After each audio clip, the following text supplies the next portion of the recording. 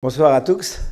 Je vais parler lentement, en tant que conseiller administratif en charge des questions d'égalité et de diversité en ville de Genève, j'ai l'immense plaisir de vous souhaiter la bienvenue à cette soirée d'ouverture de la campagne 2025 contre l'homophobie, la biphobie et la transphobie. C'est depuis 2013 que cette campagne, que la ville a commencé ces semaines et que cette campagne nous offre chaque année l'occasion de réaffirmer le soutien de la ville de Genève aux droits des personnes lesbiennes, gays, bisexuelles, transgenres, intersexes et queer, et de toutes les personnes minorisées en raison de leur orientation sexuelle et de leur identité de genre ou de leurs caractéristiques sexuées. Pour nous, cette campagne elle est importante. Elle est importante parce qu'elle nous permet de sensibiliser le public à des réalités qui sont souvent, malheureusement encore aujourd'hui, souvent invisibilisées. Parce que ces campagnes nous permettent de réfléchir à des enjeux qui sont en constante évolution, à l'image du monde dans lequel on vit, à l'image de notre société. Et cette année ne fait pas exception, puisque la campagne porte un titre fort, Ensemble, vous verrez qu'on parle souvent ensemble, Ensemble contre les cyberviolences envers les personnes LGBTIQ+. Et il y a une thématique qui est incontournable. En tout cas, aujourd'hui, c'est évidemment Internet et les espaces numériques qui occupent une place prépondérante dans nos vies de tous les jours, tant au niveau privé, bien entendu, mais également et de plus en plus au niveau professionnel. Or, ce que l'on constate, c'est que les personnes LGBTIQ+, sont, comme souvent, surexposées à la violence, et dans ce cas, à la violence en ligne, qu'il s'agisse de harcèlement, de propos haineux ou de propagation de stéréotypes ou de propagation même de fausses informations. Au-delà de ces violences directes et volontaires, les personnes LGBTIQ+ font face à des nouvelles formes d'invisibilisation qui sont liées à ces méthodes modernes qu'on appelle les algorithmes, à la censure automatique d'un certain nombre de termes ou de récits, et on le voit très clairement aujourd'hui dans des politiques d'État, et puis qui sont exposés à des risques accrus et également de surveillance, de flicage en quelque sorte, et de ciblage répressif. Ainsi, en même temps que l'effacement progressif de leur savoir, de leur histoire, de leur combat, voire même de leur existence. Et cela dans des bases de données, et on le voit, ces virages sont pris de manière inquiétante par un certain nombre d'États, et entre autres, on le voit aujourd'hui particulièrement par les États-Unis de M. Trump. Et face à cette réalité, à ces réalités, l'encadrement du développement technologique est plus que jamais évidemment un enjeu politique, social et démocratique. C'est dans ce contexte que s'inscrit l'événement que nous vous proposons ce soir en collaboration avec la Fondation Impact IA. Ensemble, nous allons réfléchir aux enjeux éthiques de l'intelligence artificielle dans une perspective queer, avec au cœur des débats plusieurs questions centrales. Quelles valeurs sous-tendent les algorithmes qui régissent nos vies? Qui sont les personnes qui sont représentées? Et par opposition, celles qui ne le sont pas, donc effacées, invisibilisées. Avec quelle base de données est-ce que ces algorithmes fonctionnent-ils? Qui a le pouvoir de coder, de modérer, voire de censurer ces outils qui deviennent incontournables? Et puis, vous le savez, les technologies ont aussi une autre face, plus positive. Elles ne sont pas uniquement source de menaces, elles peuvent aussi devenir des leviers de transformation pour mieux documenter les discriminations, pour créer et renforcer des espaces communautaires, des solidarités, pour mener des campagnes de sensibilisation et de plaidoyer, et ainsi augmenter leur portée pour introduire et amplifier des récits qui encore aujourd'hui sont minoritaires dans les arènes publiques. C'est toute cette complexité que nous allons explorer ce soir. C'est pas simple, c'est compliqué, lors d'une discussion qui sera modérée par Guillaume Chevela. J'espère que je l'ai dit correctement. Ouais, bon, pas plus ou moins. Bon, très bien, merci.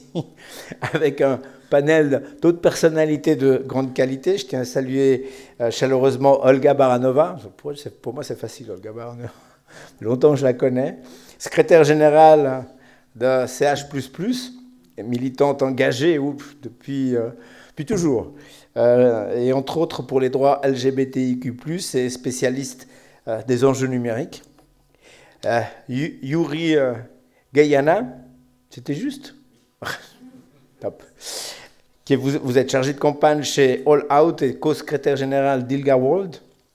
Et puis Estelle Panatier, chargée de politique chez Algorithm Watch Suisse, qui est une ONG qui analyse les biais algorithmiques. Et avant cet échange, David Kim Lacombe-Trine. Ah, merci. Mais on avait déjà essayé.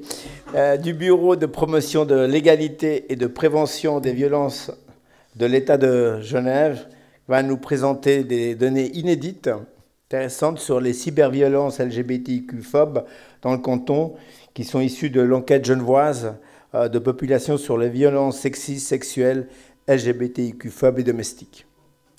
Je remercie très sincèrement donc l'ensemble de ces intervenantes et intervenants de ce soir pour leur présence, leur engagement, ainsi que le service Agenda 21 Villes Durables de la ville de Genève et l'ensemble des nombreux partenaires associatifs et institutionnels mobilisés autour de cette campagne 2025.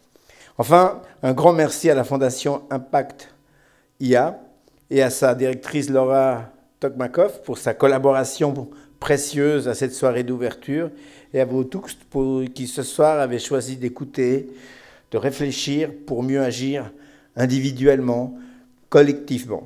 Et c'est important parce que, comme vous le savez, la lutte contre l'homophobie, la lutte contre la biphobie et la transphobie est aujourd'hui plus essentielle que jamais. Aujourd'hui, malheureusement, les vents sont réactionnaires, fascisants même, et qu'ils soufflent dans la plupart de nos pays. Et cela doit renforcer notre engagement pour défendre non seulement les valeurs de justice, mais également d'égalité, des valeurs de respect. Et aujourd'hui encore, plus qu'hier, les populations LGBTIQ+, sont en danger de mort parfois, face à des politiques d'État. Et aujourd'hui encore, plus qu'hier, nous devons faire entendre nos voix contre la haine, contre l'exclusion et pour l'égalité et l'autodétermination de chacune et de chacun. Et c'est ensemble qu'on est plus fort et qu'on est bien plus fort que la peur. Donc, merci beaucoup pour cette soirée. Je vous souhaite une excellente discussion. Merci pour votre attention.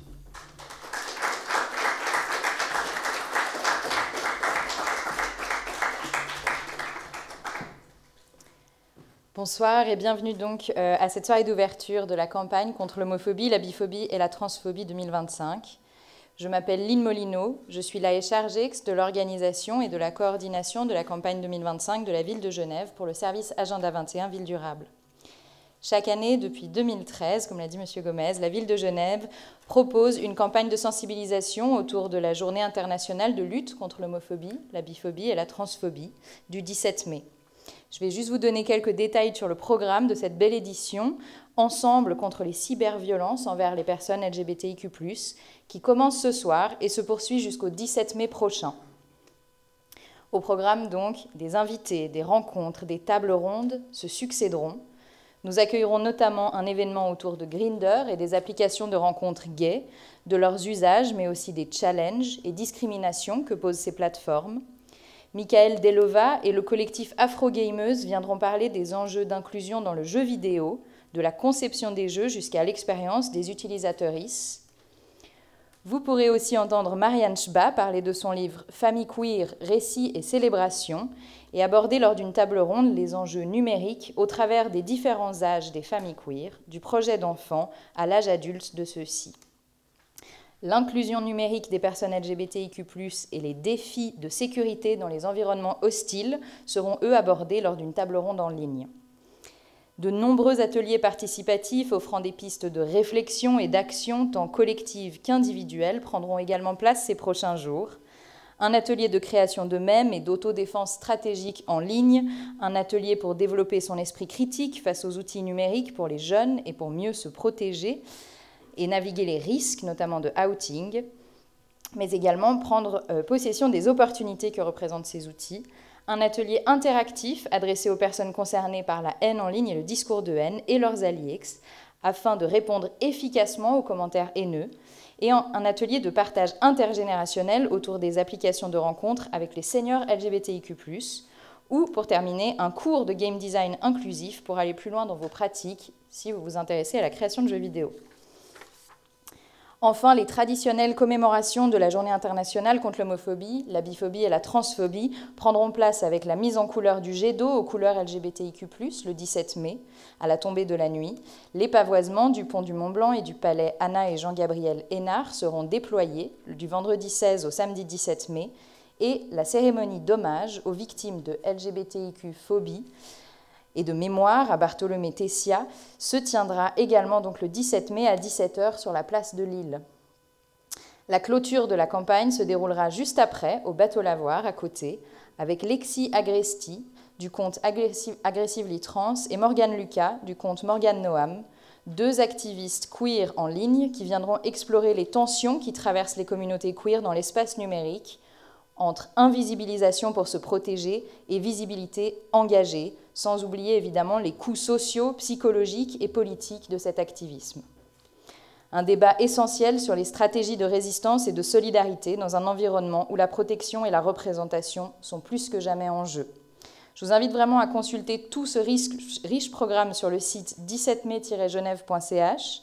Sur ce même site web, ainsi qu'en format papier, juste à l'entrée, vous retrouvez non seulement les flyers sur lesquels vous avez l'accès au programme, mais également les 7 affiches de la campagne qui visent à sensibiliser aux cyberviolences à l'encontre des personnes LGBTIQ+, à travers un visuel innovant et engagé.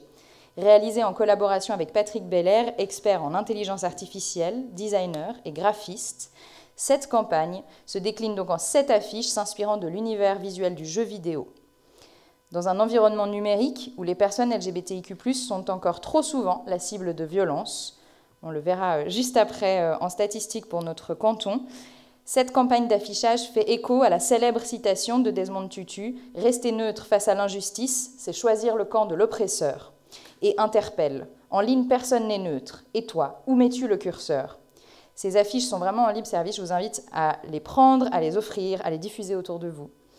Je termine juste en adressant un immense merci à l'ensemble des partenaires sans lesquels ce programme ne serait pas aussi riche. Le 3e lieu, l'association fêtière Famille Arc-en-Ciel, les bibliothèques municipales, Checkpoint Genève, Décadré, Dialoguer, la Fédération genevoise des assos LGBT, ILGA World, Impactia, la Dictature du Beau, la librairie Fahrenheit 451, Network, le pôle aîné LGBTIQ+, de l'association 360, le pôle famille LGBTIQ+, de l'association 360, la Public Discourse Foundation, le service égalité-diversité de l'Université de Genève, le BPEV du canton, Stop Hate Speech, la Fondation Procom qui fait un travail de signe ce soir magistral, et Totem Jeune LGBTIQ+. Merci encore au Palais Anna et Jean-Gabriel Hénard de nous accueillir ce soir. Merci à Olga Baranova, Yori Guayana et Estelle Panatier d'avoir accepté notre invitation, de même qu'à Guillaume Chavaya pour la modération. Je remercie également toutes les personnes investies dans la mise en place de cet événement, que ce soit à la technique, à la production ou encore à l'entretien de ce lieu. Cette discussion sera suivie d'une verrée pour prolonger les échanges de manière informelle. Et je cède tout de suite la parole à David Kim-Lascombe-Trine, qui va nous présenter l'enquête genevoise de population sur les violences sexistes, sexuelles, LGBTIQ+, phobes et domestiques, qui paraîtra plus tard cette année. Merci à vous pour votre présence, pour votre écoute. Une excellente soirée.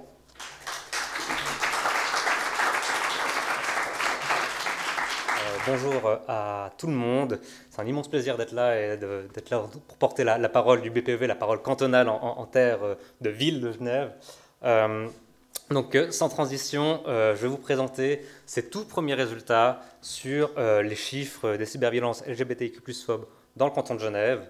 Donc, comme explicité précédemment, ce sont vraiment des résultats qui viennent d'une enquête qui est beaucoup plus générale que celle sur les cyberviolences, qui est donc une enquête de population sur les violences sexistes, sexuelles, LGBTIQ+phobes dans le canton de Genève. Le but de cette enquête, c'est vraiment de mesurer la prévalence de ces violences-là, donc sexistes, sexuelles, LGBTIQ+phobes dans le canton. Désolé, j'ai fait une petite accélération, là, c'était pas facile.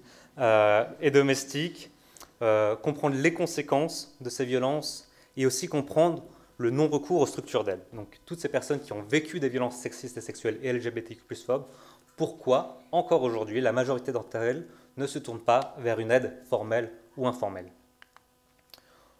Pour ça, cette enquête, elle est une approche qui est quantitative. C'est une enquête par sondage en population générale. C'est-à-dire qu'on a envoyé le questionnaire à 10 000 personnes qui sont résidents dans le canton de Genève et qui sont représentants et représentantes de la population générale. Sur ces 10 000 personnes, on a eu 4 200 réponses, ce qui est un taux de participation qui est relativement élevé pour une enquête qui est spécifiquement sur des violences. Je tiens à préciser que la plupart des personnes, donc la moyenne du temps de réponse était 25 minutes pour parler de violence. En plus de cet échantillon principal, on a fait un suréchantillon. C'est-à-dire qu'on s'est dit, nous, ce qu'on va investiguer également, c'est les violences qui sont faites envers les personnes LGBTIQ+. Or, dans un échantillon de population, souvent, le nombre est insuffisant pour pouvoir faire des analyses statistiques qui sont suffisantes. Donc, en plus de cet échantillon principal, on a fait appel au réseau associatif qui a partagé notre enquête et ainsi 287 personnes en plus ont participé à l'enquête et on atteint du coup 468 personnes LGBTIQ+, qui vivent à Genève, qui ont participé à l'enquête, ce qui nous permet de faire des analyses tout à fait correctes. Sur quoi on s'intéresse exactement dans cette enquête? C'est deux contextes généraux où s'exercent les violences de genre. Il y a d'abord le contexte domestique, où s'exercent les violences intrafamiliales, entre parents, enfants, et également les violences en couple, qui comprend également les violences envers les ex-partenaires. Et en parallèle, on a un autre gros volet qui est tout le contexte non domestique. On étudie les violences sexistes, sexuelles et LGBTQ+phobes dans 5 lieux clés du quotidien de la vie des Genevoises, des Genevois et des Genevoises, qui sont celui du cadre professionnel, le cadre de la formation, les espaces publics, les espaces privés et la partie qui nous intéresse, les espaces en ligne. Donc vous voyez, c'est vraiment une enquête qui est beaucoup plus vaste et aujourd'hui, on va uniquement s'intéresser à l'espace en ligne et plus particulièrement envers les personnes LGBTQ+. Mais avant de commencer la description des résultats en tant que tels, on va déjà peut-être un peu mettre les bases. C'est quoi les cyberviolences? Nous, dans l'étude de la littérature, avant de produire notre enquête, on a vu qu'il y avait deux façons de voir les cyberviolences. La première, c'est de considérer les cyberviolences comme une forme de violence qui est distincte, une forme de violence genrée distincte, au même titre que d'autres violences comme les violences psychologiques, les violences économiques, le harcèlement sexiste et sexuel, les violences physiques ou les violences sexuelles. Une autre façon de voir ces cyberviolences, c'est en fait de considérer que c'est juste un nouvel espace, l'espace en ligne, dans lequel ces mêmes violences que je viens de citer, de genre et LGBTQ+phobes, s'exercent. Nous, on a opté du coup pour cette deuxième approche, dans l'idée qu'en fait, oui, Internet existe, donc ça fait comme maintenant 20, 30 ans, mais que en soi, l'arrivée d'Internet et des technologies de communication n'a pas fondamentalement changé les violences sexistes, sexuelles et LGBTQ+phobes. L'idée, c'est que ça a plutôt ouvert un nouvel espace dans lequel ces mêmes violences, qu'elles soient psychologiques, économiques, de harcèlement, physique ou sexuelles, s'expriment. Donc, dans notre questionnaire, les personnes pouvaient indiquer si elles avaient vécu des violences et ensuite préciser si ces violences avaient notamment eu lieu sur Internet, sur les médias sociaux, une app ou un site de rencontre. Maintenant qu'on a défini les cyberviolences, qu'est-ce qu'on entend par violence LGBTQ+phobe? Nous, la définition qu'on a utilisée, c'est celle-ci. Donc, c'est toute violence dont le motif repose sur l'orientation affective et sexuelle, l'identité de genre, l'expression de genre, l'intersexuation, qu'elles soient réelles ou présumées, de la victime, et, ça c'est important, touchant de manière prédominante les personnes LGBTIQ+. C'est-à-dire qu'il peut y avoir également des violences qui a priori n'ont pas de motif LGBTIQ+-phobe, mais qui touchent en grande majorité les personnes LGBTIQ+-phobes et beaucoup moins les personnes non LGBT. Donc les résultats qui vous seront présentés ce soir toucheront essentiellement donc, les violences en ligne avec un motif LGBTIQ+-phobe, mais aussi toutes les autres formes de violences en ligne, donc toutes les cyberviolences, qui touchent davantage les personnes LGBTIQ+. Avant d'aller directement sur ces cyberviolences LGBTIQ+, ou qui touchent les personnes LGBTIQ+, il faut donner aussi un petit peu de contexte sur ce que sont les violences LGBTIQ+. D'abord, en fait, les personnes LGBTIQ+, sont surexposées à tous les types de violences, dans tous les contextes. Ça, c'est vraiment la base avant de s'intéresser plus spécifiquement à ce qui se passe en ligne. Donc, ce que vous voyez, ou en tout cas les personnes du rang de devant, la populace dans le fond, je ne suis pas sûr. Ici, c'est le pourcentage de la population qui a vécu une des violences spécifiées dans ce graphique, avec les catégories hommes, femmes et personnes LGB et non-binaires. Donc c'est lesbiennes, gays, bi et non-binaires. Donc en jaune, c'est la partie vraiment, c'est le pourcentage de personnes qui disent avoir vécu ces violences. Donc si on prend par exemple la première barre, ici, on voit que pour les hommes, il y a 41,4% des hommes qui disent avoir vécu des moqueries, des valorisations, humiliations. Pour les femmes, c'est 50,1%, et pour les personnes LGB, c'est 67,3%. Et ce que l'on voit, c'est que pour toutes les violences que l'on a mesurées, les personnes LGB sont disproportionnellement touchées, y compris quand le motif LGBTQ+-phobe n'est pas évident. Typiquement, insulte à votre égard, 69,1% des personnes lesbiennes, gays, bi et non-binaires indiquent avoir vécu ce genre de violence, contre 43,9% pour les femmes, 44,1% pour les hommes. On voit également pour les autres formes de violence ici, donc là c'est vraiment juste quelques exemples de violences psychologiques. Insultes, moqueries ou commentaires sur votre prétendu manque de masculinité, virilité ou de féminité, on en est à 47,6% pour les personnes LGB et non-binaires et 14,7% pour les femmes. De la même manière, insultes, moqueries ou commentaires sexistes et sexuels à votre égard, on a 45,6% des personnes LGB qui disent avoir vécu ce type de violence, contre 24,8% pour les femmes et 9% pour les hommes. Et enfin, insultes, moqueries ou commentaires à caractère homophobe, biphobe ou transphobe à votre égard, il y a 46,1% des personnes LGB qui disent avoir vécu ce type de violence, soit presque 10 fois plus que les femmes qui sont à 5,8%. Maintenant que vous avez bien compris que en fait, les personnes LGB sont surexposées à tout type de violence, pourquoi s'intéresser spécifiquement aux violences en ligne? Eh bien, tout simplement parce que c'est un lieu où ces violences s'expriment encore plus. Donc là, ce que vous voyez dans ce graphique, c'est le pourcentage, pareil, parmi les hommes, les femmes, les personnes lesbiennes, gays, bi et non-binaires, qui disent avoir vécu au moins une violence dans les 5 cadres principaux qu'on a étudiés. C'est-à-dire le cadre professionnel, le cadre de la formation, l'espace en ligne, l'espace privé et l'espace public. Quels sont les premiers résultats qu'on voit? C'est que, comme dit tout à l'heure, les personnes LGB non-binaires sont surexposées dans tous les contextes, par rapport aux femmes comme par rapport aux hommes. Cependant, dans certains contextes, la différence entre les femmes et les personnes LGB et non-binaires n'est pas très grande. Typiquement, dans le cadre professionnel, on a 35,6% des femmes qui disent avoir vécu des violences sexistes et sexuelles et LGBTQ+phobes dans le cadre professionnel et 44,3% des personnes LGB. Pareil, dans l'espace public, on voit qu'en fait c'est la majorité des femmes et des personnes LGB qui vivent ce type de violence à des niveaux à peu près similaires, 76,9 et 84,6. Par contre, pour l'espace en ligne, que vous voyez ici, les personnes LGB sont 54,4% à avoir vécu au moins une violence en ligne, contre 28% des femmes et 16,6% des hommes. Pour vous donner une petite idée, les personnes LGB et non-binaires sont 2 fois plus touchées que les femmes pour les violences sexistes, sexuelles et LGBTQ+-phobes en ligne, et 3,3 fois plus que les hommes pour ce même type de violence. Alors que dans les autres contextes, ce ratio est bien inférieur. Pour continuer à illustrer cette surexposition, je vais juste vous montrer quelques violences spécifiques. Donc ici, pour moquerie, dévalorisation, humiliation en ligne, on est à 19,8%, donc une personne sur 5 LGB qui a vécu ce type de violence. Insulte à votre égard, c'est à peu près la même chose. Et ce que vous voyez, c'est que pour tous ces éléments-là, les personnes LGB sont 5, 6, 7 fois plus exposées à chaque type spécifique de violence. Je vois qu'il me reste 4 minutes 30, donc je vais aller plus vite. Là, je vais juste peut-être mettre ces deux dernières-là. Réception, messages, images, vidéos à caractère sexuel de manière non sollicitée. On voit que les personnes LGB sont 31% à avoir vécu ce type de violence. Les femmes sont 16,2% et les hommes 9,7%. Exposition à un environnement en ligne hostile ou sexiste, 33,8% pour les personnes LGB, 11,8% pour les femmes, 8,1% pour les hommes. Exhibitionnisme, voyeurisme, ainsi. Voilà.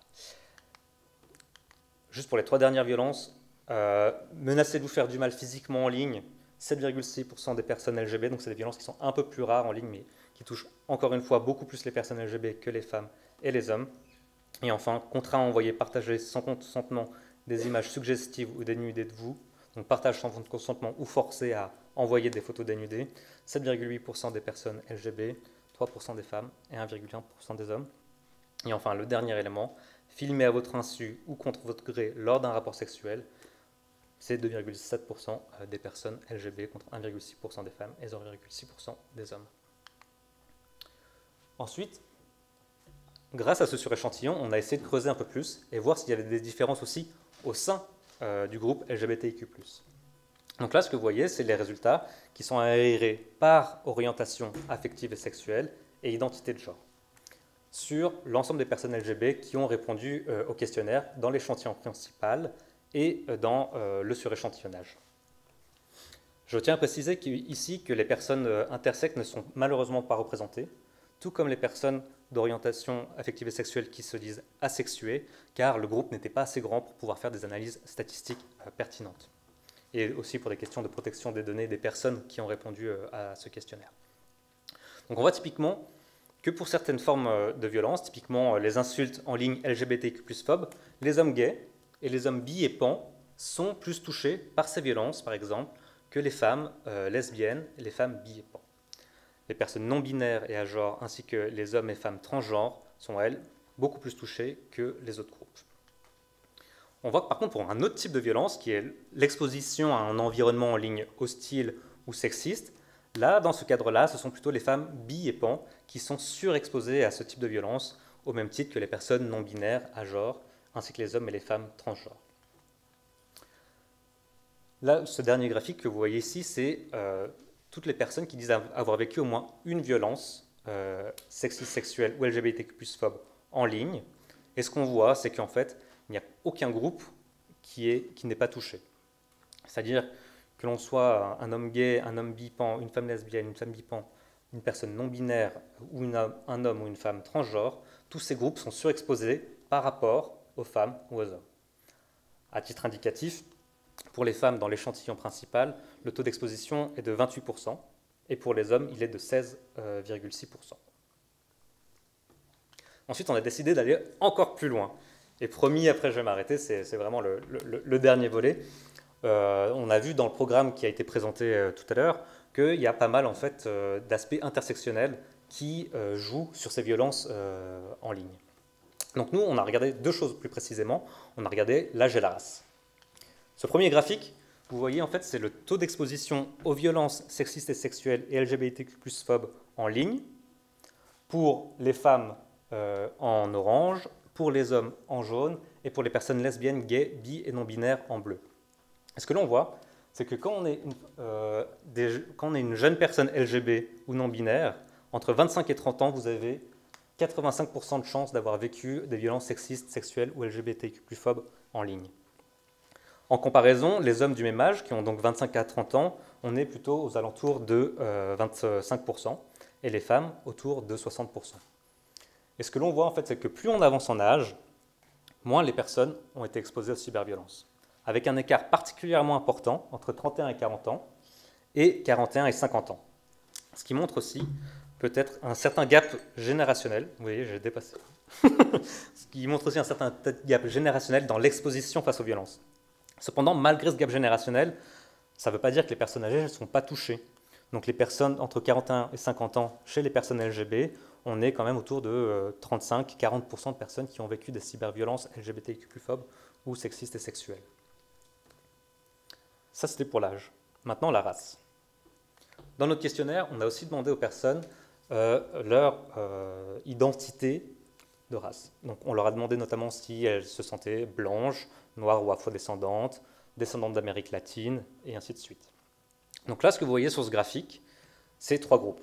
Le groupe LGB et non-binaire, les femmes, les hommes, et les différences de couleur, c'est si les personnes étaient racisées ou non racisées. Les personnes racisées, c'est simplement les personnes qui ont indiqué, en plus ou uniquement, être non blanc. Donc typiquement, une personne qui est métissée aurait pu indiquer blanche et afrodescendante, cette personne est considérée comme racisée. Les personnes non racisées sont les personnes uniquement qui se sont considérées comme blanches. Et ce que l'on voit, c'est qu'il y a un réel effet d'interaction qui souligne l'importance d'avoir une approche intersectionnelle lorsqu'on étudie ce genre de violence. Typiquement, chez les hommes, que l'on soit racisé ou non racisé, on est exposé de la même manière aux violences sexistes, sexuelles et LGBTQ+phobes en ligne, c'est-à-dire à peu près 17% des personnes de cette catégorie-là, de ce groupe-là, sont exposées à ces violences-là. Chez les femmes, on passe de 25,8 à 35,8% d'exposition. Et enfin, chez le groupe LGB, on passe de 49,9%, donc un groupe qui est déjà très élevé, y compris pour les personnes blanches, à 73,7%, soit quasiment les 3 quarts. J'ai fini. En très bref, les personnes LGBTQ+, sont surexposées à toutes les formes de violence dans tous les contextes. La surexposition des personnes LGBTQ+, aux cyberviolences est encore plus forte. Le caractère LGBTQ+phobe est marqué. Ici, notre enquête, elle ne peut pas avancer d'hypothèses disons confirmer ou infirmer des hypothèses, mais il serait intéressant de voir si la surexposition de ces violences est due au fait que les personnes LGBTQ+, sont plus sur des espaces en ligne que des personnes non LGBTQ+, ou si le format Internet, des applications de rencontres et ainsi de suite de tout l'espace cyber favorise les violences envers les personnes LGBTQ+.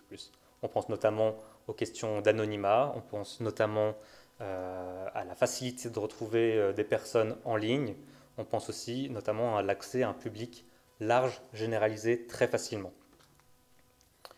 On a aussi observé dans nos résultats qu'il y a des variations qui existent à l'intérieur du groupe LGBTQ+, mais l'essentiel du message, c'est que la surexposition, elle est marquée pour tous les groupes. Enfin, notre étude sur l'intersectionnalité montre que l'âge et la race sont des facteurs hyper importants de surexposition aux cyberviolences des personnes LGBTQ+. Voilà pour les conclusions.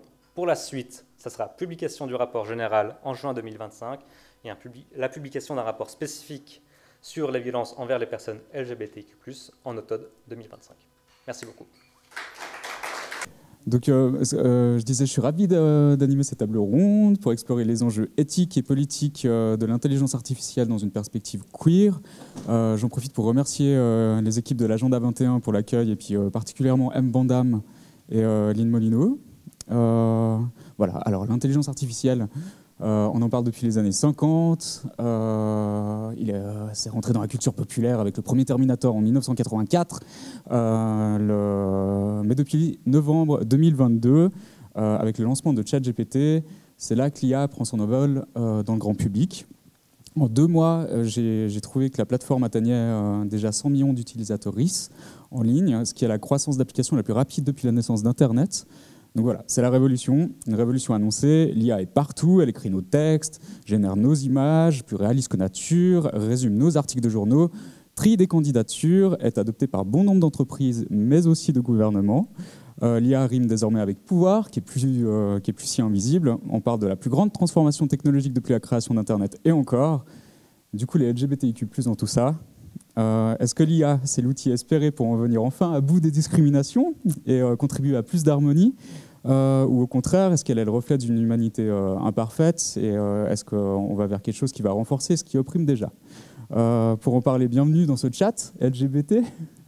Et avec nous, du coup, Estelle, Tu es chargé de politique chez Algorithm Watch, une organisation qui milite pour une intelligence artificielle éthique, transparente et respectueuse des droits fondamentaux. Tu étudies les algorithmes, comment ils prennent des décisions, avec quel impact sur les personnes et les sociétés. Et surtout, tu développes des propositions de réglementation.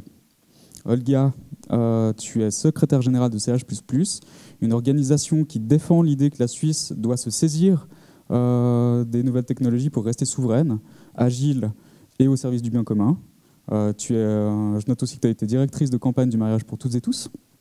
Et enfin, Yuri, tu es Senior Campaigns Manager chez All Out, qui est une organisation internationale des défenses des droits LGBTIQ+.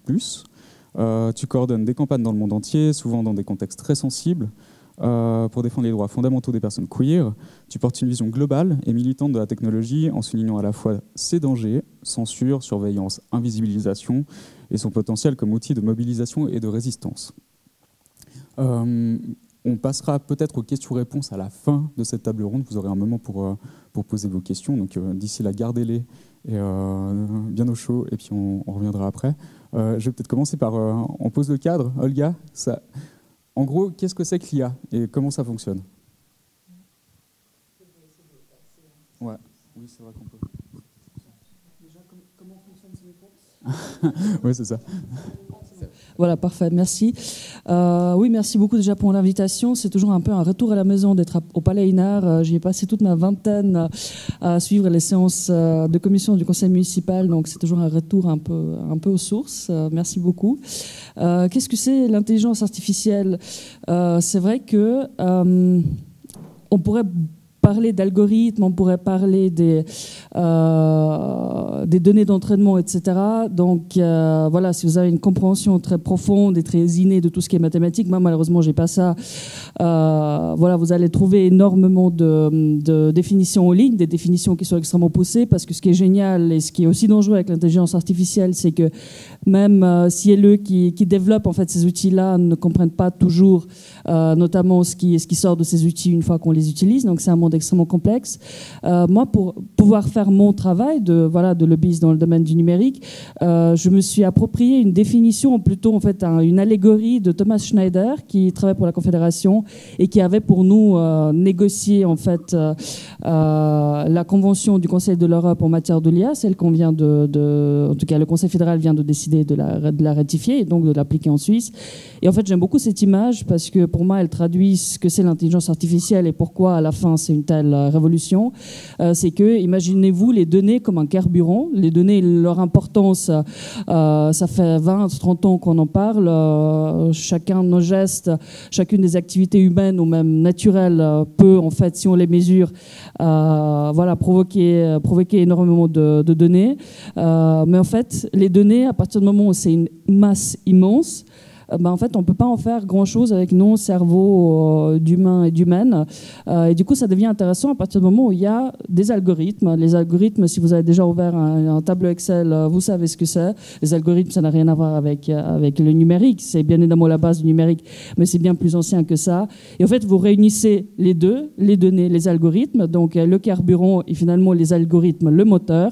Vous mettez encore quelques couches de complexité avec les données d'entraînement, etc. Donc vous dites au système vous entraînez le système pour qu'il sache comment se comporter avec les données. Et finalement, ce qui sort à la fin, c'est une sorte de boîte noire où on ne sait pas toujours en fait pourquoi ça produit le résultat que ça produit. Mais en fait, on s'est rendu compte très rapidement que si on faisait bien ce boulot-là, finalement, ce qui sortait à la fin était très souvent très juste, mais pas toujours. Et en fait, c'est le pas toujours qui va nous intéresser aujourd'hui. Donc c'est un peu comme la physique quantique. On n'arrive pas à se l'imaginer, mais ça fonctionne. Donc cette boîte noire, le pas toujours, Estelle, c'est quelque chose que tu étudies? Ouais, peut-être encore juste sur la définition. C'est vrai que c'est vraiment c'est quelque chose de très. C'est un terme fourre-tout aujourd'hui, le terme d'intelligence artificielle. Et il y a un écho, je crois. Ouais. C'est bon. Non. Et du coup, peut-être pour avoir quelques exemples concrets, c'est vrai que souvent on va penser à des intelligences artificielles de type générative, comme ChatGPT pour la génération de texte ou Midjourney pour la génération d'images. Mais en fait, on a plein d'autres types de systèmes qui vont aussi tomber là-dedans, que ce soit par exemple les algorithmes de recommandation des plateformes de réseaux sociaux, mais aussi des systèmes qui vont être utilisés pour la prise de décision, par exemple pour analyser le recrutement, enfin analyser les candidatures pour le recrutement ou pour l'accès à des prestations sociales. Donc en fait, on a tout ce type de système qu'on peut en fait retrouver derrière ce mot aujourd'hui d'intelligence artificielle. Et puis comme Olga le disait, on a des systèmes qui sont très complexes, qui sont très boîte noire, où on ne sait pas forcément voilà, comment les décisions sont prises, mais on a aussi des systèmes qui sont aujourd'hui plus simples, mais qui peuvent eux aussi produire des discriminations, enfin des biais jusqu'à des discriminations. Donc je pense que ce qui est vraiment fondamental pour nous, c'est pas tant la technologie qui est derrière, mais c'est plutôt de regarder les effets de cette technologie, parce que c'est ça que tous ces systèmes ont en commun, c'est qu'ils peuvent avoir des effets à la fois sur les personnes, sur les droits fondamentaux, mais aussi sur la société et sur la démocratie. La question fondamentale, si j'ai bien compris aussi, c'est les données, justement, et ces données-là sur lesquelles ces logiciels sont entraînés, en fait, créent des biais. C'est bien ça. Alors, si on regarde la notion de biais, effectivement, souvent on pense justement aux données. Donc, on va dire, voilà, c'est parce que on avait des données obsolètes ou pas assez représentatives qu'on a un système qui produit un biais. C'est-à-dire qu'on a un système qui produit finalement une erreur systématique qui peut être répétée et qui produit des injustices ou des discriminations. Mais au-delà de la question des données, en fait, il y a d'autres sources de biais. Ça peut être, par exemple, l'objectif dans lequel l'objectif pour lequel on décide d'utiliser un système, mais ça peut aussi être le modèle du système, c'est-à-dire finalement la traduction mathématique d'un problème. Parce que quand on va avoir un problème sociétal qu'on essaye de résoudre et puis qu'on va utiliser une solution technique, on va toujours simplifier ce problème, on va faire des choix, on va choisir les paramètres qu'on va mettre ou pas dans l'algorithme. Et en faisant ces choix-là, on peut justement produire des biais et des discriminations. Et finalement, la dernière source, c'est l'utilisation elle-même. On pourrait avoir un système qui est techniquement parfait, qui est technique, où on n'a pas de biais, mais qui peut toujours être utilisé, qui est toujours utilisé par des êtres humains et qui peut être utilisé aussi pour cibler certaines populations ou pour discriminer des personnes. Justement, en termes de ciblage, en termes de discrimination, Yuri, tu travailles beaucoup sur le terrain, tu fais des campagnes de sensibilisation. Tu as des exemples un petit peu de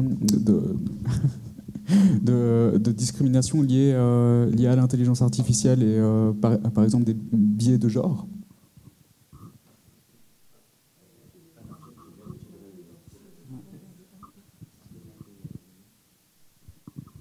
Oui, non, il marche. Merci. Avant de tout, merci pour l'invitation.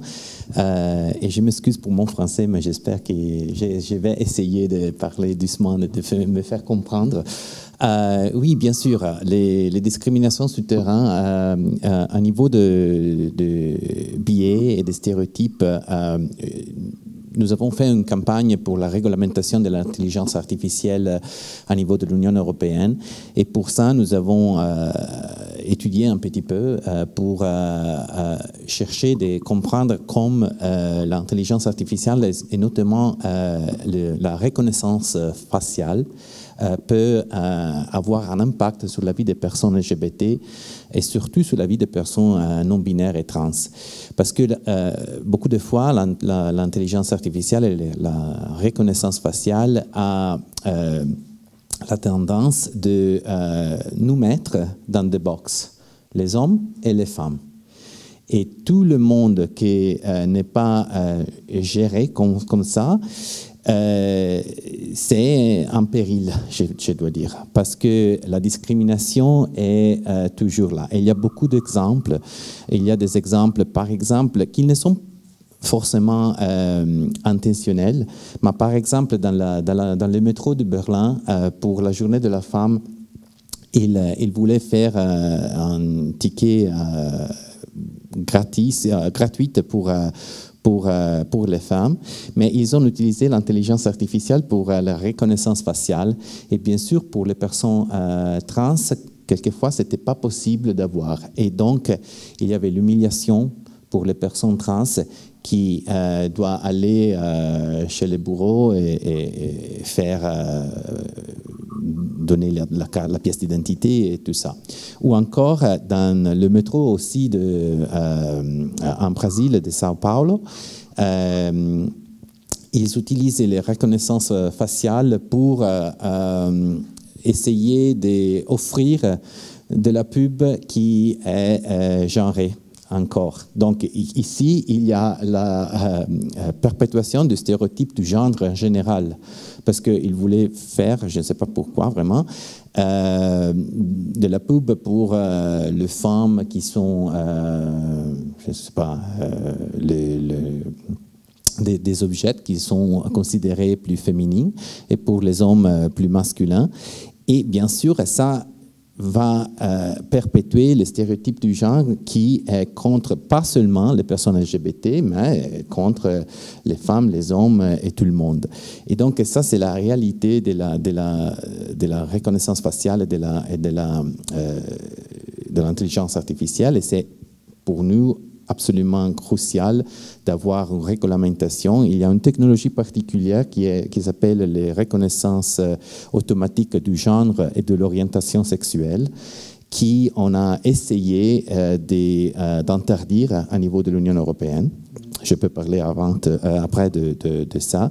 Mais la dernière chose que je voulais dire, c'est que aussi il y a cette idée que avec l'intelligence artificielle, on peut deviner l'orientation sexuelle ou le genre par la façon dans laquelle les personnes se bougent ou les sons de la voix, etc. Et ça, c'est absolument incroyable parce que ce n'est pas possible de faire ça. Et c'est vraiment dangereux parce que si vous pensez à la possibilité d'individuer en personne l'orientation sexuelle d'une personne dans des États qui sont homophobes, ça c'est un outil vraiment dangereux dans les mains des autorités autoritaires, de l'État autoritaire, qui va être vraiment dangereux. Si vous pensez à la CCNI, par exemple, qu'ils ont essayé de donner la chasse à les personnes LGBT, ça serait une outil vraiment dangereuse. Mais on le voit maintenant en Hongrie, où le régime d'Orbán va utiliser l'intelligence artificielle et les reconnaissances faciales pour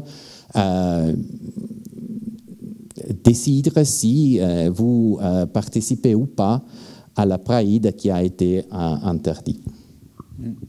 Olga, on a des risques similaires liés à l'intelligence artificielle en Suisse. Est-ce que tu sais si on a des exemples ou des risques particuliers en Suisse? Alors, je pense qu'à partir du moment où on utilise l'intelligence artificielle, il y a des risques. C'est comme n'importe quel outil qu'on emploie. Mais je pense aussi que... Alors, c'est sûr que la technologie n'est pas là pour résoudre des problèmes, on va dire, sociétaux et politiques. On n'a pas cette naïveté-là, mais en même temps... alors, c'est sûr que les outils technologiques comme l'intelligence artificielle, en fait, finalement, peuvent amplifier certains phénomènes de société ou certains problèmes fondamentaux qu'on a, et ça de manière importante. On l'a vu dans le débat dans le débat naissant en Suisse sur la désinformation étrangère. On l'a vu en ce qui concerne la cybercriminalité, etc. Donc là, clairement, il y a un facteur d'amplification qui peut être important. Mais en même temps, c'est aussi des outils. Alors, je vais vous donner, par exemple, un exemple. Alors, effectivement, ça ne va pas couvrir l'ensemble des sources de biais que Estelle a énoncées. Mais voilà, la technologie, contrairement à l'humain, peut en fait avoir aussi un facteur on va dire pas d'autocorrection, mais la technologie peut être utilisée pour rendre visibles les biais derrière la technologie. Je vous donne un exemple tout simple. Voilà, on parle beaucoup d'automatisation, de semi-automatisation, surtout de semi-automatisation des décisions administratives dans la fonction publique. C'est de plus en plus un débat important en Suisse. Ça peut toucher les impôts, ça peut toucher l'aide sociale, ça peut toucher plein de domaines.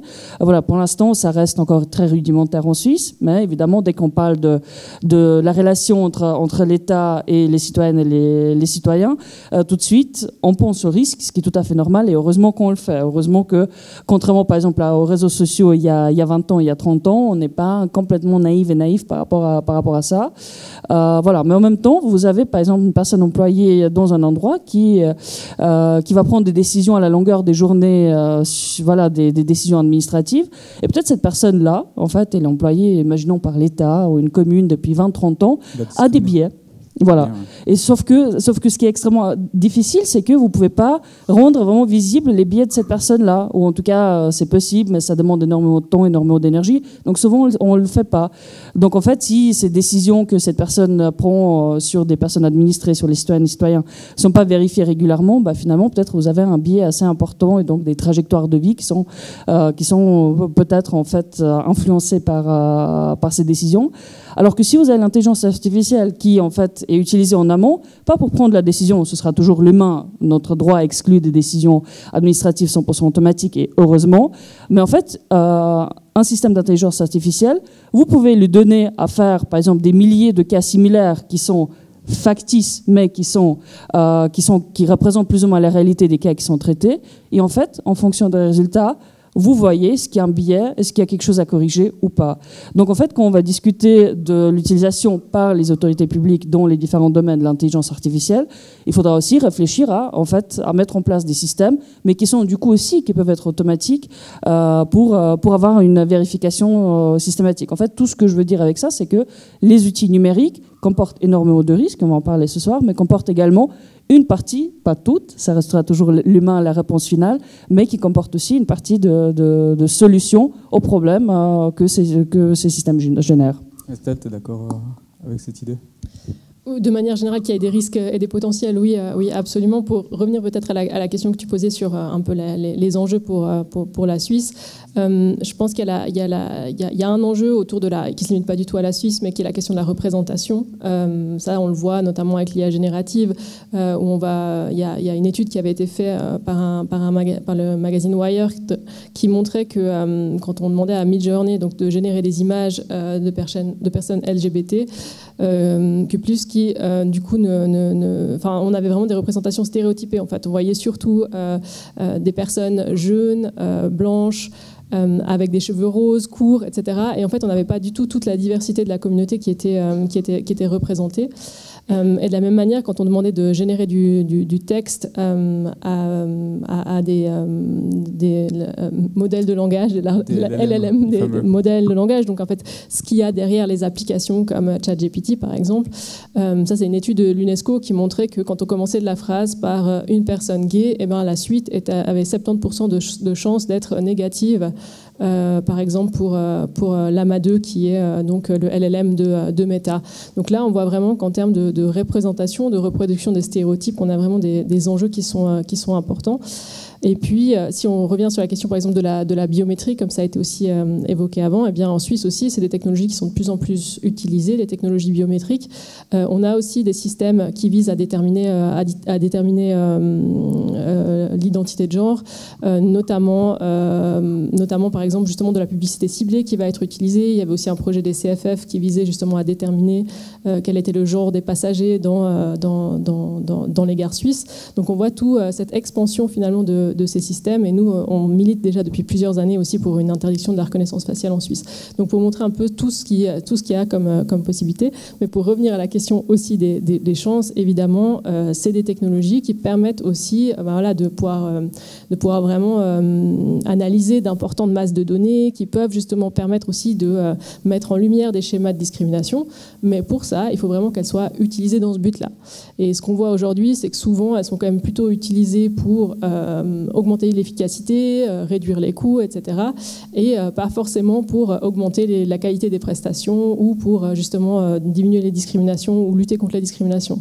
Et ça, je pense que c'est vraiment un enjeu hyper important parce que c'est pas parce qu'on va mettre un système en place pour augmenter l'efficacité que, comme effet collatéral, on peut s'attendre à lutter contre les discriminations.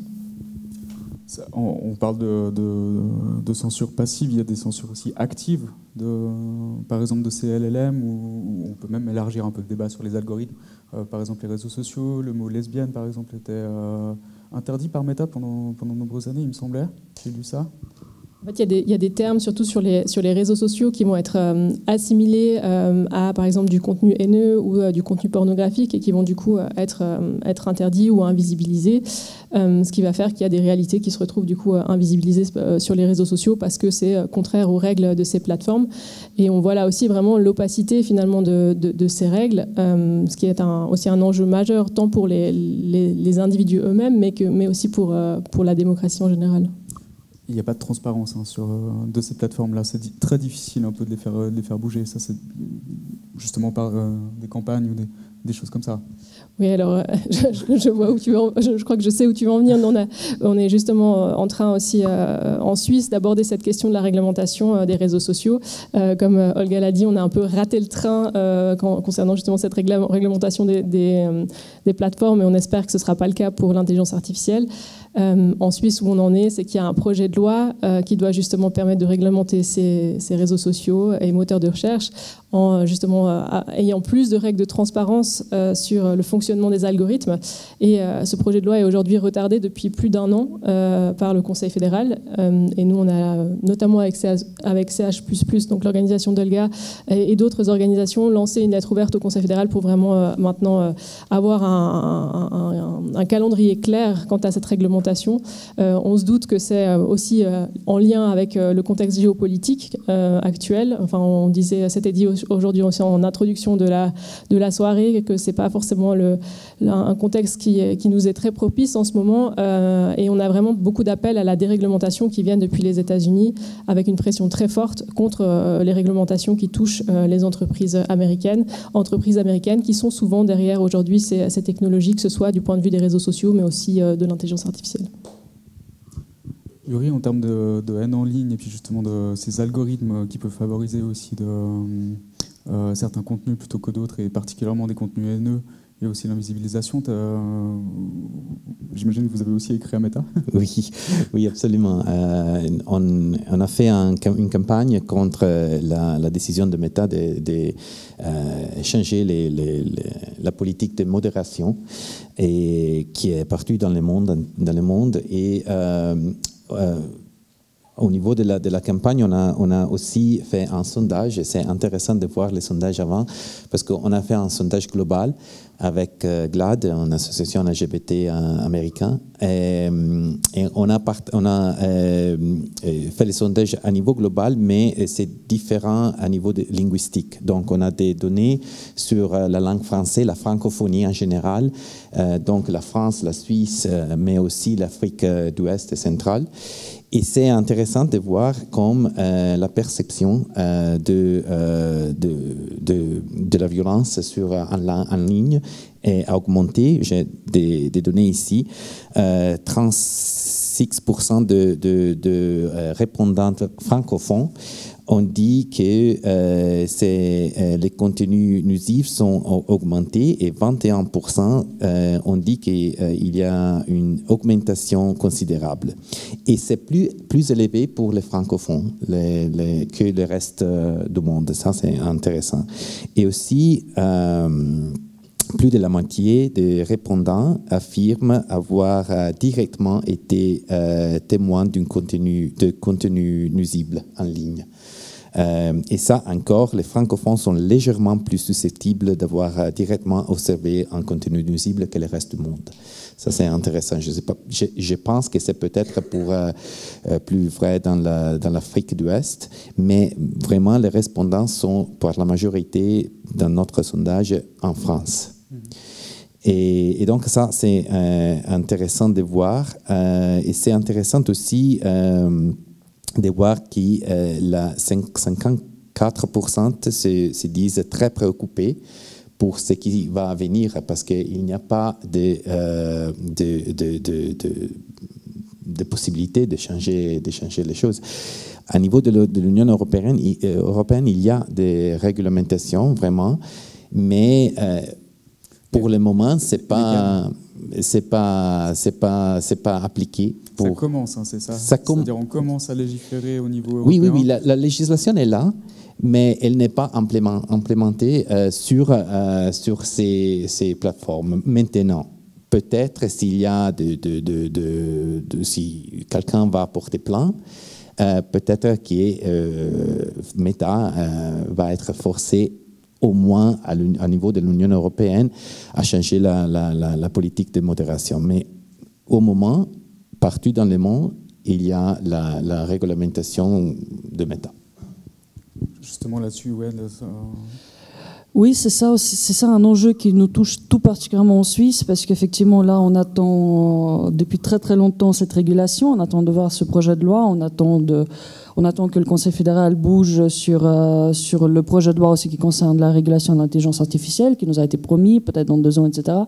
Mais en fait le problème c'est que voilà, on va se battre pour avoir ces projets de loi, on va se battre pour que ces projets de loi sur les plateformes sur l'intelligence artificielle soient les plus soit les plus intéressantes pour les habitantes et les habitants de la Suisse, ça c'est clair, parce que notre perspective c'est toujours, on est de la société civile, c'est toujours la société civile, etc.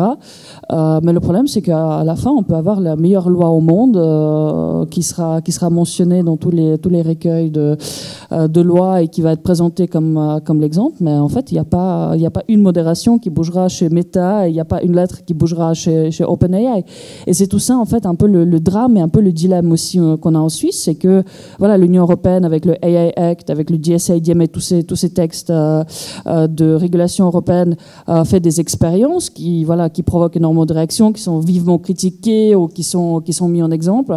Mais l'Union européenne bouge, elle essaie, et dit ok, on va essayer avec la puissance qu'on a en tant que marché européen d'imposer cette régulation. Déjà là, on voit que ça prend beaucoup de temps, ça demande énormément de décisions juridiques. Et la petite Suisse, qui a quand même un marché aussi non négligeable, a beaucoup de peine à s'inscrire là-dedans. Et en fait, on voit que, d'ailleurs, c'est la fameuse citation de la journaliste Adrienne Fichter que j'adore, c'est qu'en fait, la politique numérique, c'est de la politique.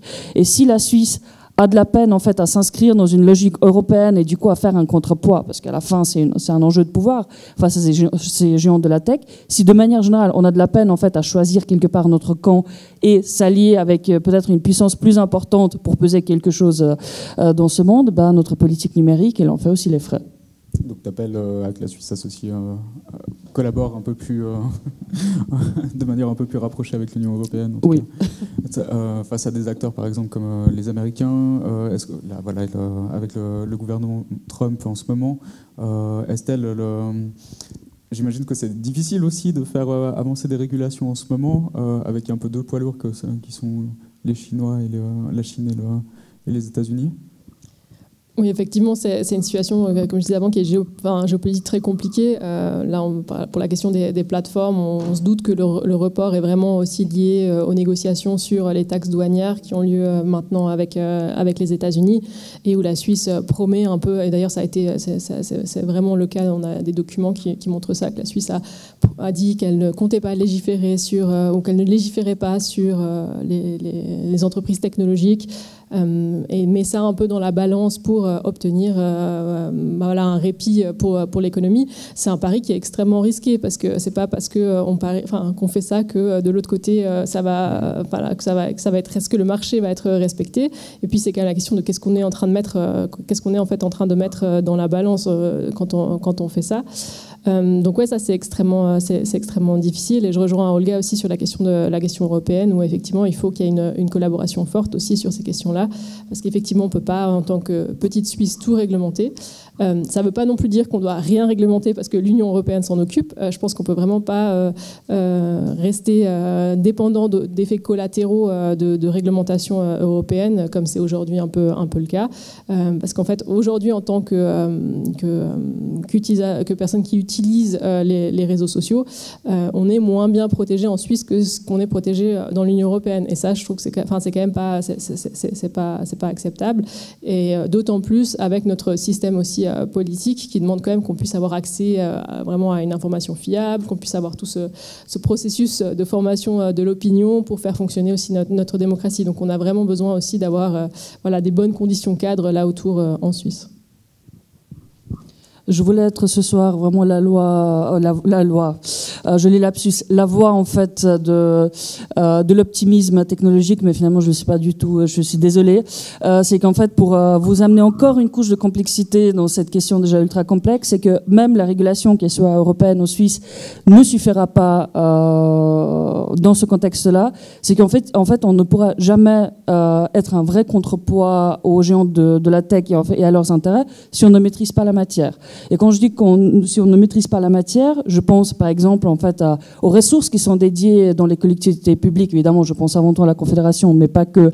Pour déjà comprendre l'intelligence artificielle, comprendre les évolutions qui sont là derrière, et pour bien savoir à quel moment est-ce qu'il faut intervenir. Donc, juste pour vous dire, aujourd'hui, c'est un poste à temps plein, mais c'est un poste à la Confédération qui est vraiment dédié à l'intelligence artificielle. Donc, ce qui est quand même pas beaucoup, si j'ose le dire comme ça.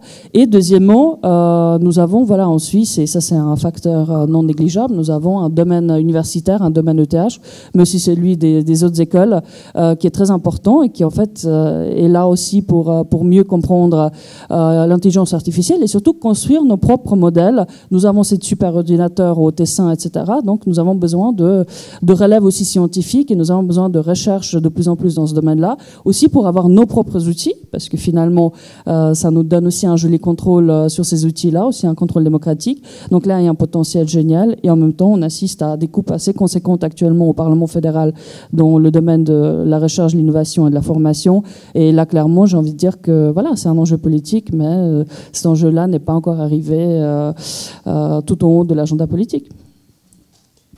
Si je peux juste simplement essayer de donner des optimismes ici, parce que je pense que la situation géopolitique, qui est vraiment compliquée, bien sûr, mais peut donner une possibilité d'avancer avec la législation sur l'intelligence artificielle, mais aussi l'implémentation de la législation, parce que dans les dynamiques diplomatiques sur les tarifs, etc., j'ai vu déjà que l'Union européenne a dit nous pouvons, par exemple, implémenter plus durement, c'est un mot, oui, la réglementation contre les big tech.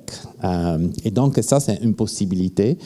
Et aussi, la Suisse peut faire la même chose, mais la Suisse, je ne connais pas la situation vraiment en Suisse, mais je suis vraiment optimiste et j'espère que vous pourriez aussi améliorer la législation européenne, parce que par exemple, l'AI Act, une législation compliquée.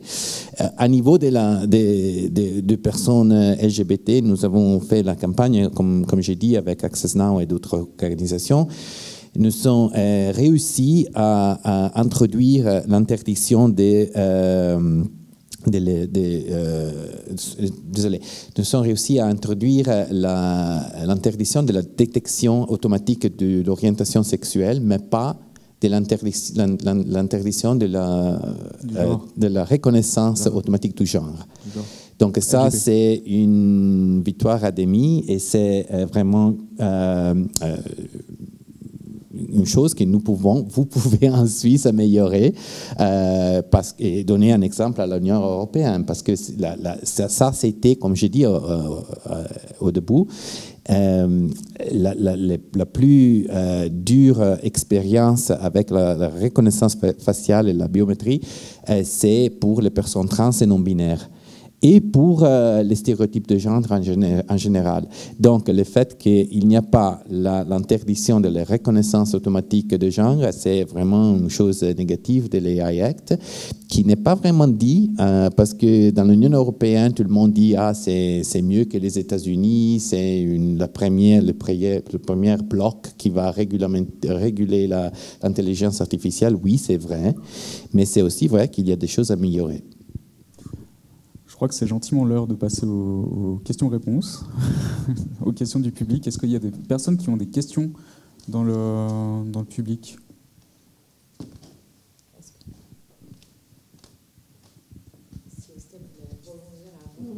Estelle voulait rebondir. On a été tellement parfaitement clair.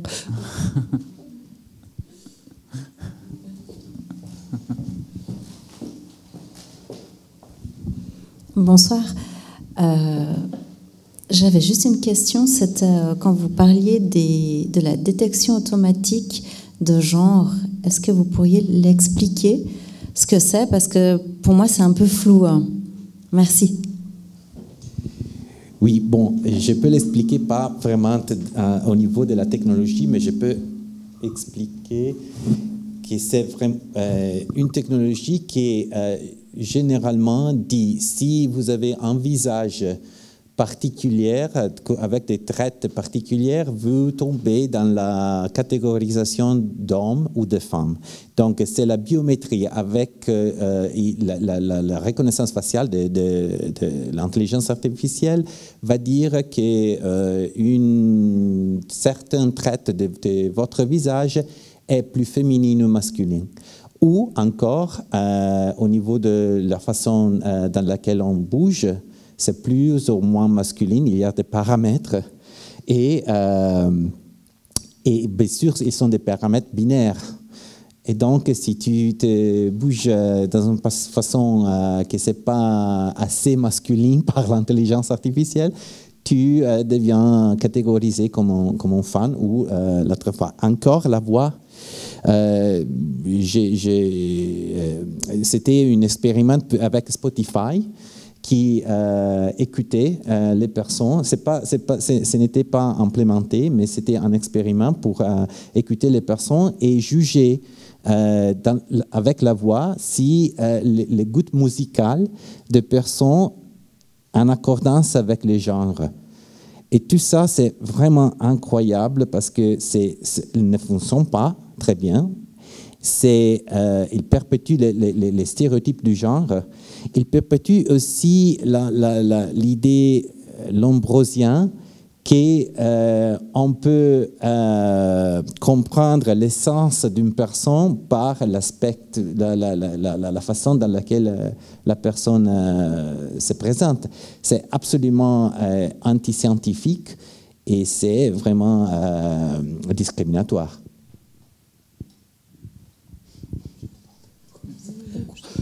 Pour toi, je tiens.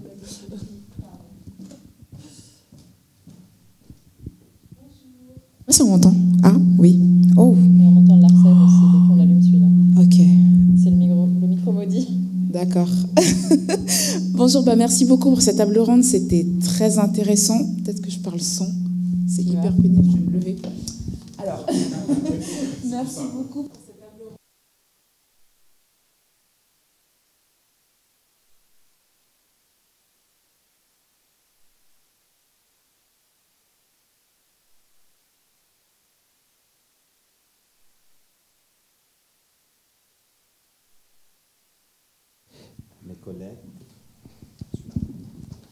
Il marche. Je vais commencer, mais après je donne la parole parce que ce n'est pas mon compétence. Mais oui, quand nous avons fait la campagne, vraiment, c'est encore plus fort. Parce que bien sûr, la discrimination contre les personnes racisées, on dit, c'est vraiment, vraiment fort pour toutes les choses que vous avez dit, pour la façon dans laquelle les données sont introduites dans l'intelligence artificielle. Et comme on a vu dans les sondages là, pour la communauté LGBT, l'intersection entre l'ethnie et l'orientation sexuelle ou l'identité de genre, c'est vraiment compliqué au niveau de la discrimination et aussi au niveau de l'accès à la technologie. Parce qu'on peut dire aussi que la technologie, l'utilisation de la technologie et aussi de l'intelligence artificielle, c'est vraiment important pour la communauté LGBT. Il donne la possibilité de communiquer avec plus de personnes avec un niveau global. Ça, c'est ce que nous faisons comme All Out. On utilise la technologie et aussi l'intelligence artificielle dans une façon éthique pour faire progrédir les droits LGBT. Donc, il y a aussi une question de fracture numérique, je dois dire, que va cibler les personnes LGBT et racisées qui n'ont pas la possibilité d'accéder à la technologie. Et ça, c'est démontré dans une étude de Ilga Monde qui s'appelle Accessing Connection, qui a démontré comme ça, c'est vraiment une réalité. Alors, en fait, pour qu'on fasse vraiment le tour des possibilités, on va dire, très destructrices de cette technologie, c'est qu'aujourd'hui, il y a même des projets qui montrent que très rapidement, avec l'intelligence artificielle, on va pouvoir lire des pensées. Donc, en fait, ce qui se passe dans notre tête ne sera plus que pour nous, mais potentiellement, on va pouvoir lire, en fait, grâce à l'électricité qui passe dans le cerveau, on pourra lire les pensées des gens. Donc, les possibilités pour nuire ou pour détruire l'humanité sont infinies, si vous voulez. Mais en fait, alors c'est sûr que, et heureusement que nous avons des organisations, nous avons pas mal de chercheuses et des chercheurs qui réfléchissent à la question de comment, en fait, mettre des limites et surtout comment utiliser l'intelligence artificielle de manière éthique, comment, effectivement, ne pas céder, en fait, le pouvoir qu'on a sur nos propres pensées. Donc tout ça, c'est extrêmement important, mais je pense que le plus important, c'est de se dire, mais en fait, quel potentiel ces systèmes ils ont et qu'est-ce que ça représente pour tous les domaines où on peut faire du bien avec. Parce que c'est sûr que très vite, dans ce débat-là, on se concentre sur les risques et c'est très important, mais ça ne doit pas nous faire oublier le potentiel dans tous les domaines de la société, que ce soit la santé, que ce soit l'éducation, que ce soit aussi la politique, etc. Et je pense que, effectivement, si on y arrive, je sais que c'est difficile, peut-être c'est utopique d'y croire, si on arrive, un peu comme avec la recherche sur le génome humain, si on arrive à se mettre d'accord sur quelques règles très strictes et très claires, un peu ce que l'Union européenne a essayé de faire d'une manière pas très stricte et pas très claire avec leur approche des risques, voilà, si nous on trouve une approche de risque pour nous, en fait, tout le reste, tout ce pouvoir incroyable de ce système-là, on peut l'utiliser vraiment pour booster tous les domaines aujourd'hui qui, et on le sait, qui vont bénéficier énormément. Donc en fait, il faut surtout voir il faut voir le potentiel sans être aveugle face au risque. Mais n'oublions pas vraiment le potentiel. Je crois que tout l'enjeu, c'est comment est-ce que finalement on peut utiliser ces systèmes pour permettre des bienfaits vraiment pour tout le monde et pas uniquement pour quelques-uns par ailleurs. Et pour ça, on a, je pense, effectivement aussi pouvoir tracer des lignes rouges claires. Et là, on voit vraiment aussi beaucoup de ce type de systèmes qui sont vraiment scientifiquement pas fondés, comme c'était dit avant par Yuri, et qui vont quand même être utilisés et développés, mis sur le marché. On retrouve ça aussi notamment, par exemple, pour tout ce qui est reconnaissance d'émotions. On va essayer de savoir quelles sont les émotions que vous êtes en capacité que vous êtes en train d'exprimer. Et tout ça, c'est vraiment pas basé dans la science. Et pourtant, on se dit sous couvert on est en train de faire de l'innovation, que c'est quelque chose qui rapporte de l'argent et qu'on va donc faire. Et voilà. Et puis pour revenir à votre question, ce qu'on retrouve notamment, c'est la question de la reconnaissance faciale, où il y a aussi beaucoup de questions de discrimination qui peut toucher les personnes racisées. On a vraiment des systèmes qui sont souvent pas entraînés ou correctement entraînés à pouvoir identifier des personnes racisées, ce qui a pour conséquence, quand ces systèmes sont notamment utilisés par la police, d'avoir des cas de faux positifs qui touchent plus les personnes racisées. Donc on voit finalement tous ces enjeux au niveau de systèmes qui sont finalement pas assez... pas fondés scientifiquement, pas assez testés, qui vont être mis sur le marché et utilisés un petit peu sans qu'on prenne le temps de réfléchir. Et puis peut-être, justement, ça a aussi pour conséquence qu'on ne peut pas passer suffisamment de temps à réfléchir à qu'est-ce qu'on pourrait faire de bien aussi avec ces technologies ou avec certaines de ces technologies. J'ai encore une question juste ici. Ça sera la dernière. Ensuite, on pourra prolonger la discussion si jamais à la mairie qui sera tout de suite. D'accord. Merci beaucoup. Bonsoir tout le monde. J'aime bien qu'on puisse parler aussi des opportunités. On connaît bien les risques, mais je voulais aussi savoir si vous avez des idées en ce qui concerne les opportunités pour le mouvement LGBT, pour pouvoir utiliser l'intelligence artificielle pour élargir la portée de notre travail, de nos recherches, de nos services, sur notre travail de tous les jours. Et aussi penser en ce qui concerne les ressources aussi qu'il faut avoir pour pouvoir utiliser l'intelligence artificielle. On sait que maintenant, ce sont des temps difficiles en ce qui concerne les ressources pour la communauté et comment établir un peu les priorités en ce qui concerne nos travail. Est-ce qu'on va utiliser de ressources pour l'intelligence artificielle ou est-ce qu'on va avoir de doutes en ce qui concerne le chemin qu'il faut suivre pour utiliser cette technologie en notre faveur? Oui, merci. Oui, bien sûr. Je crois que l'intelligence artificielle peut être utilisée pour le plaidoyer, bien sûr. Bon, généralement, la technologie, l'Internet est une technologie qui doit être utilisée. Comme je dis avant, c'est vraiment important pour mon travail. Et l'intelligence artificielle peut amplifier la possibilité d'utiliser l'Internet pour le plaidoyer, pour connaître pour accélérer, je peux dire, toutes les possibilités de le plaidoyer global, mais aussi à niveau local, pour se connaître avec des personnes qui ne sont pas tout proches, mais qui, nous savons, la communauté LGBT est vraiment petite et pas localisée généralement. Donc, avec l'Internet, on peut se connaître entre plus personnes. Ce que nous faisons à All Out pour utiliser l'intelligence artificielle en particulier, c'est d'avoir des règles fermes sur l'utilisation éthique de l'intelligence artificielle. Et il y a deux principes qu'on utilise. Ils sont, la première, c'est la confidentialité des données, parce qu'on a dit toujours introduire dans l'intelligence artificielle des données qui sont, par exemple, de nos membres, ce n'est pas une chose que nous pouvons faire, pas du tout. On doit garder la confidentialité et les données sensibles de nos membres. Donc, quand on utilise, ou nos membres utilisent l'intelligence artificielle pour des campagnes avec nous, ça, c'est un principe fondamental. Et là, l'autre principe, c'est la transparence.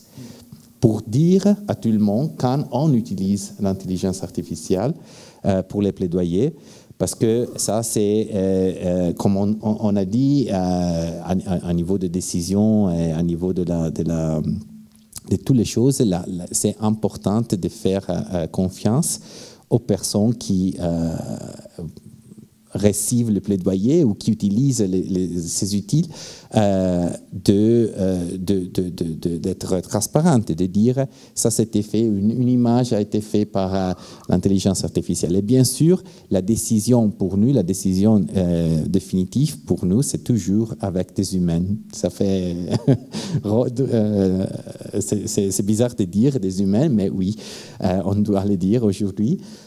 Pour être sûr qu'au niveau de l'équité aussi, on représente les personnes, la communauté, les communautés par lesquelles on travaille dans une façon qui est réalistique. Il faut qu'on termine. Olga, tu termines. Pour compléter très rapidement, alors le grand problème en fait de tous les mouvements sociaux, y compris bien évidemment du mouvement LGBTIQ+, c'est que c'est la question des ressources. C'est que les ressources sont extrêmement limitées. On est tous, voilà, j'ai dirigé le mariage pour toutes et pour tous. Aujourd'hui, je suis secrétaire général d'une petite association. On court tout le temps après le temps. On n'a jamais le temps de tout faire. L'intelligence artificielle permet effectivement d'économiser énormément de temps. On passe nos journées à écrire des textes et écrire des mails. Tout ça, ça peut être automatisé d'une manière géniale, évidemment, en respectant la protection de données, etc. Donc ça, c'est la chose la plus évidente. Après, alors là, je pense plutôt à des campagnes, mais les campagnes font partie de notre quotidien. Jusqu'à présent, il n'y a que des campagnes qui avaient beaucoup d'argent qui pouvaient, par exemple, tester les arguments ou le matériel qu'on utilise auprès de différents publics cibles. Si on le fait de manière analogique, ça coûte beaucoup d'argent et souvent on n'a pas cet argent-là. Aujourd'hui, on peut juste avec ChatGPT qui coûte 20 balles par mois si on veut avoir la version un peu plus pro, en fait, non seulement tester nos arguments, ChatGPT, est-ce que mes arguments sont complets, est-ce qu'il en manque, mais surtout les adapter à plein de public cible, même s'ils sont très petits, etc. Et peut-être comme ça de convaincre davantage de personnes. Donc en fait, dans l'ensemble des domaines de nos activités professionnelles ou militantes, en fait, l'intelligence artificielle a sa place. Et je pense que l'étape suivante, alors pour l'instant c'est encore peut-être un peu moins accessible, mais très rapidement ça va venir aussi, c'est d'avoir ça, en fait, sa propre intelligence artificielle qui est localisée, qui est sur mon ordinateur, donc les données ne sont pas partagées avec l'univers entier, qu'on va entraîner avec nos archives. Parce qu'un des plus grands enjeux aussi, c'est que dans nos mouvements, on crée des décennies d'archives et la plupart du temps, ces archives restent inaccessibles. Et nous, on ne se souvient plus évidemment, mais surtout, personne n'y a un accès. Et en fait, si on entraîne les intelligences artificielles qui sont compactes, petites, avec ces données-là, on peut avoir accès à tellement d'expérience, en fait, notre savoir-faire, notre excellence accumulée. Et ça aussi, je pense que c'est quelque chose qui peut booster les mouvements de manière importante. J'ai les équipes de l'Agenda 21 qui me disent c'est bon, tu peux laisser un petit peu de mou. Estelle, du coup, tu veux réagir ? Ouais, je veux bien, mais du coup, je crois que ça montre assez l'importance finalement de se saisir de ces questions, de se saisir tant des technologies elles-mêmes pour pouvoir expérimenter, pour pouvoir voir comment elles peuvent nous être utiles, parce qu'on voit bien que c'est d'énormes enjeux de pouvoir aussi de qui a accès à quelles ressources ou à quelle technologie. Donc, je pense qu'il faut vraiment qu'on puisse s'en saisir, et puis bien sûr aussi de s'intéresser à ces enjeux, même si c'est vrai que des fois, je crois que ça fait un peu peur quand on voit toute la complexité, et puis qu'on se dit oulala, toutes ces négatives. Et de toute façon, c'est que la big tech, on peut rien leur faire. Et de toute façon, on est aussi complètement désemparés. Et je crois que ça, c'est vraiment quelque chose qu'on doit pas être, parce que, enfin, je fais souvent le parallèle aussi avec la question du changement climatique, où avec le discours, on se retrouve des fois un petit peu dépossédé. On sait plus trop non plus. On se dit de toute façon, ça sert à rien que je m'y intéresse, parce que ça va rien changer. Et je pense qu'au contraire, il y a vraiment un énorme potentiel, mais il faut qu'on s'en saisisse. Enfin, un potentiel pas seulement de la technologie, mais un potentiel d'action quand on s'y intéresse vraiment, et puis qu'on porte ça aussi collectivement. Je vous remercie. Si vous voulez prolonger la discussion, on peut le faire autour de la verrerie tout à l'heure. Donc les portes vont s'ouvrir et je vous souhaite une bonne soirée. Merci à tous.